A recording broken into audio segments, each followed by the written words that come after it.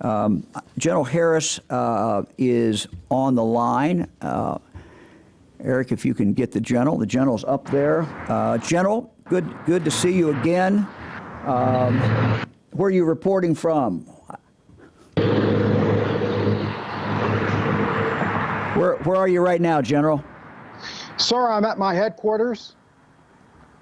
Well, we appreciate it very much. We've talked a little bit to our fellow Ohioans about the work that your men and women are doing in regard to testing at nursing homes, and I'm just wondering if you could give us a kind of a brief description of how that is going so far. Oh, yes, sir. This is in keeping with the intent that you gave us early on to develop a strategy to use testing not only to save lives, but to protect our most vulnerable population. And we know that much of our vulnerable population are in nursing homes. So I think it's also important to point out when we talk about testing, we have to understand it's a multidisciplinary approach. It's not just the National Guard that's doing this. It's really a three-phase thing that we do. The first phase is when the experts come together and decide how we would do the testing. In other words, the strategy for which nursing homes we should go to. There are over 960 nursing homes in Ohio. Not only which ones we should go to, but also when we get there, who should we collect samples from? We know that we're going to do all this staff. That's a given. But also, what's the strategy for sampling inside the nursing home so we get the best clinical results that are going to give us the most information about COVID in that facility? It may not necessarily be 100% testing. 100% testing just once really provides very little effect for us. So the clinicians, that's the departments of health, that's our health department here at the state, that is the academic community, they will come together and give us that recommendation. They hand that to the National Guard. And then the National Guard teams will actually go into the facilities and collect the specimens, what we call swabbing. And again, we do that. We do 100% of the staff, and then we do that segment of the residents that the clinical community recommends for us. I want to point out, sir, that these teams are all medical personnel. This is not a pickup team. The minimum level of experience that we have on that team is someone who's at least an EMT certified in the National Registry.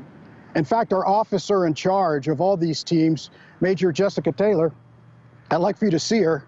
She's the person getting this work done and all the coordination for the National Guard. Major Taylor herself is a nurse. She's actually the occupational health nurse for the Adjutant General's Department. But before that, she did 6 years. She worked for 6 years at the University of Toledo, at the Toledo Medical Center. She has an undergraduate degree from the Ohio State University, and her postgraduate degree is from the University of Toledo. This team is comprised of incredible National Guard professionals. I was going to talk about her kids, but she asked me to talk about her 2 dogs who are her fur babies. But this is the kind of person who steps forward to do the work of the National Guard every single day, and I couldn't be more proud of the work they're doing. So when her teams go into the facilities, they will generally be escorted by the staff so that the residents in these facilities are comfortable with our team, and we very respectfully collect the specimens. A lot of administration to ensure that when the lab gets the results, that the results are properly documented, and that any feedback can go to the appropriate personnel in that facility. This is protected health information, and we treat it very respectfully as such. So we collect the specimens. We have 12 teams that are comprised to do this, and when the specimens are collected, we seal them up so that they stay in a good condition, and we transport those to the laboratories. There are 11 labs going to 12 around the state that process these for us. So we collect the specimens, and this entire process is called testing. And on the backside of testing, I think, sir, it's important to say that that part is as important as any other part of the process, because once that facility receives the results, if we don't have an aftercare team that helps them figure out what to do with them, our help is of little value to them.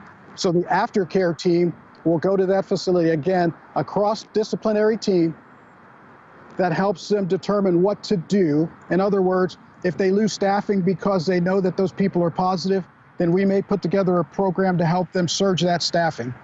If there's a certain wing or a part of the nursing facility that they have a prevalent problem in, our experts, the experts from the state, will help them figure out how to isolate that facility, quarantine the right personnel, provide that clinical approach to control the spread and save lives in that facility.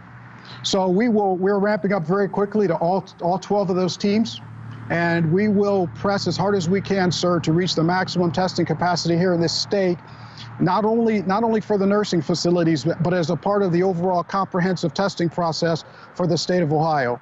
So, sir, we're moving rapidly to execute your intent to save lives and protect our vulnerable population here in Ohio. Well, General, thank you very much, and Major, thank you. We appreciate your great work and the great work, General, of all the men and women of the Guard on this very, very important mission. Thank you very much. Thanks, sir. Thank you.